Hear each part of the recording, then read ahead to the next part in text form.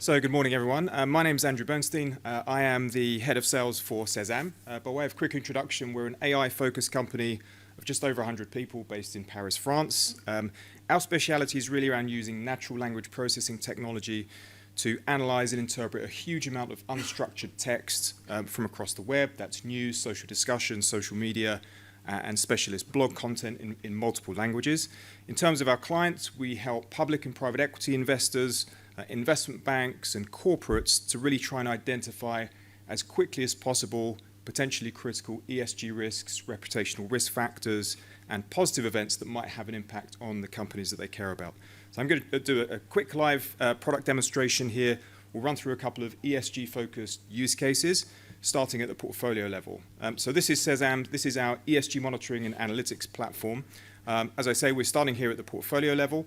Now, this list of companies could be your suppliers, they could be your clients, they could be your investment portfolio, whether public or private. And just on a broader basis, there are millions of public and private companies out there.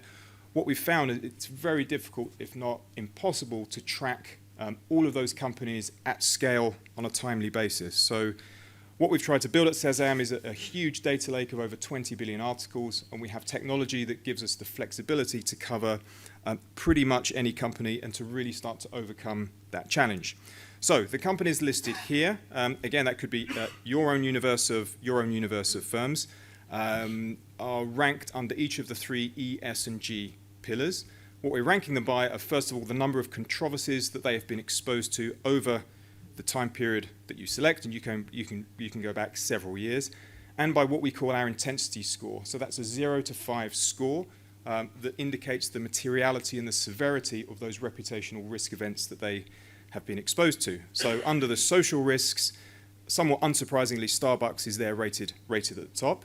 And what that really helps us to do is to prioritize our research, save a whole bunch of time, and really then zoom into those individual articles that we should be aware of. So if I click into an individual article here, within the platform there's complete transparency, there's no black box at all. So we can access all of the relevant metadata. This is a very negative article, it's a social risk. We can also see which of the 90 or so ESG sub-risks we're exposed to based on the language in this article. So we're focused here on discrimination, racism, sexism, and so on. Now, if this is an article you need to share with colleagues, just with one click, you can share it.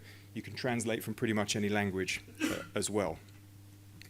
What's also quite a nice feature here at the portfolio level, we do it at the company level as well, is a heat map which shows us across our portfolio of potentially thousands of companies.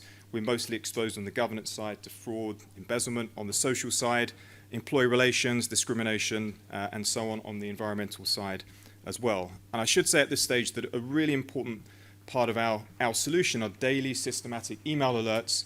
Again, this could be on a list of 1,000 so companies that give us the same information, the category of risk, the intensity score, and we always have the ability to click into the link to go back into the product and view the entire article. So what we found with our customers, it makes it very easy to then integrate this data directly into the daily workflow, and again to ensure that we don't miss any potential red flags, any critical risks across the portfolio. So when we click into one of those links, it takes us again back into the solution. This is our view of a single company looking at controversies back over time. This is a very well-known case. It's Wirecard, which of course has been exposed to a whole bunch of controversy and risk over the past few years. The red bars here indicate the most serious individual events. But what's maybe more interesting here is prior to the volumes really starting to kick in, we start seeing some controversies spiking up 18 months, 2 years before that happened. So what we can actually do is zoom in to that particular period. It automatically changes the time range. We can look at it on a more granular daily basis if we want to. And again, we can then look at those articles. Oftentimes, we find that it's local language news sites that publishes this information before it hits the mainstream. And if, like me, your German is pretty poor, you can just click on the translate button here, and it will translate the title, and we can then dig in to the individual article there. Okay, so that's Wirecard. I also wanted to look at another quick example here, which is more typical of the type of company that our procurement and risk teams might also look at. It's Twilio, which is a communications API and phone services company.